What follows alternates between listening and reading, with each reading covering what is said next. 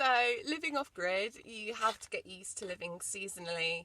And one of the things that I was totally unprepared for, and it hadn't even crossed my mind, to be honest, before I had my first winter off grid.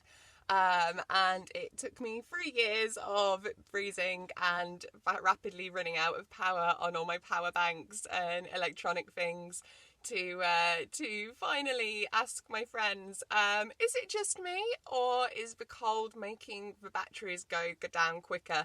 And yeah, I kind of wish it was one of those questions I'd asked a lot earlier, because the answer was yes, cold does affect battery life.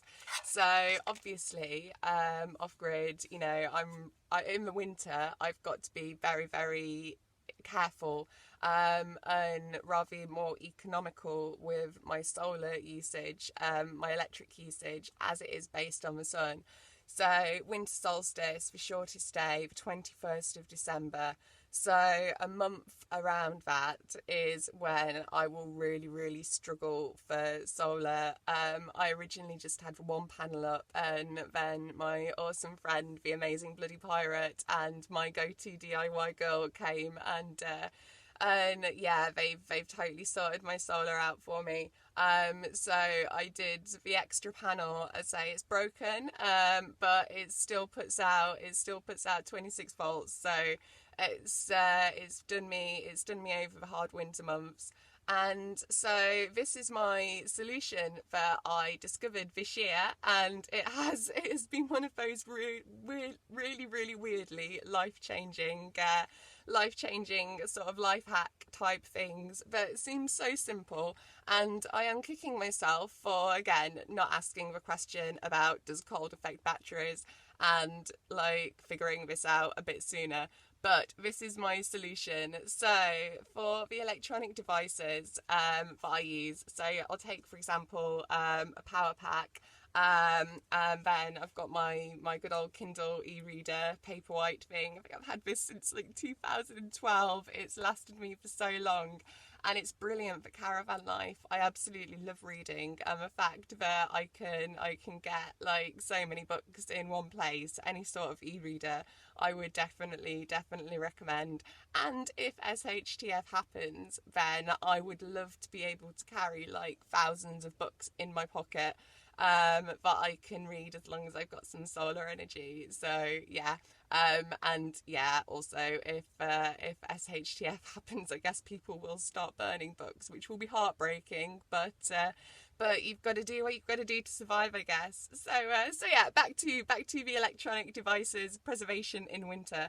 So this is, I think I picked this up pretty cheap from a charity shop. I think it's the size of an iPad or something.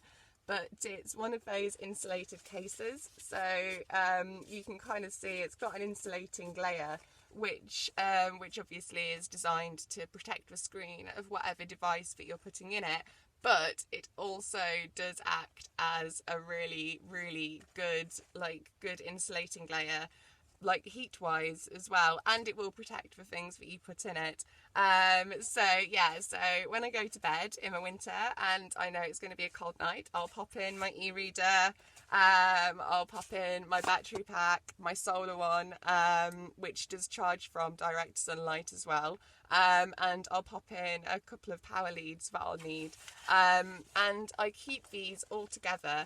Because if you are in any situation, I mean, I'm already kind of bugged out, but if you live in civilization and you need to bug out, then having all your kind of like whatever you deem are your essential electronic devices, to be honest, I will put my speaker in this as well, but I'm kind of using that to do this video now. I think how that might be working.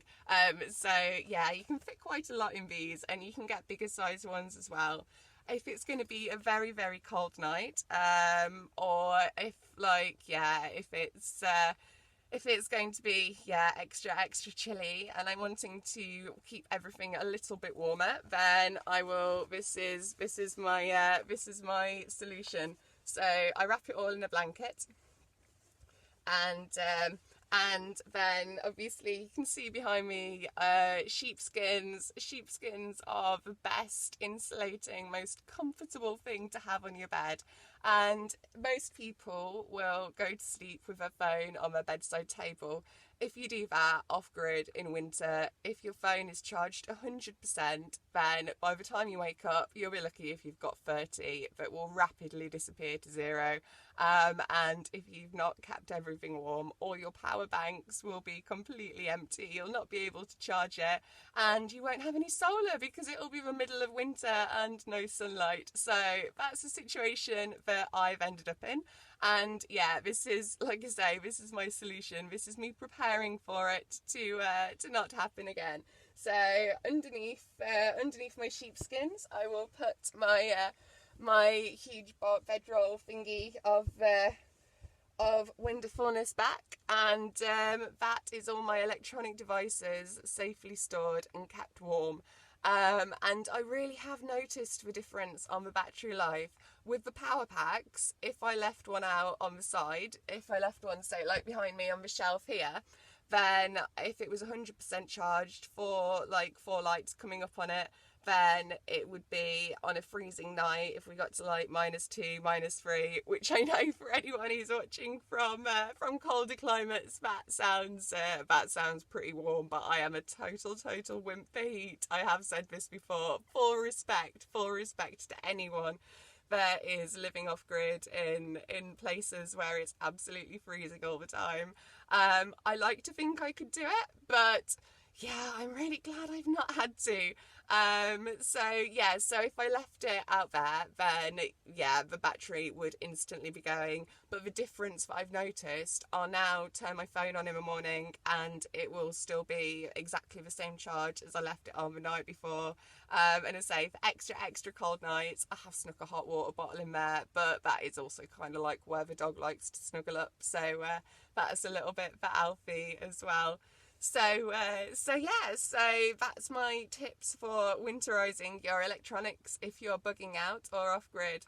And I'd like to say as well, as you might have seen, I am just having a chillaxing day in bed today. I hope you liked my off-grid Firewood collection. I'll put a link to the playlist. I figured out how to do playlists. I'm so amazed at that. But I'll put a link to that in the description. But as I've mentioned before, I've got a few health things. So today I am having a day of resting up. So in the comments, I would absolutely love it if people could put suggestions for things that I can talk about while basically lying around in bed. So if I have a day where I'm not so physically able to get out and about, then I can still engage and I can answer questions. So yeah, pick my brain, and I look forward to seeing what sort of stuff you guys would like to know about off-grid living, prepping, bugging out, and yeah, anything else that I can help you with. So peace and love, and please subscribe and share my channel. I'm absolutely amazed at how many people are watching me, just going about my day-to-day life. And for everybody that's watching and thinks that they want to go off grid, do it. It has been the best decision of my life. So yeah, peace and love, Pixie out.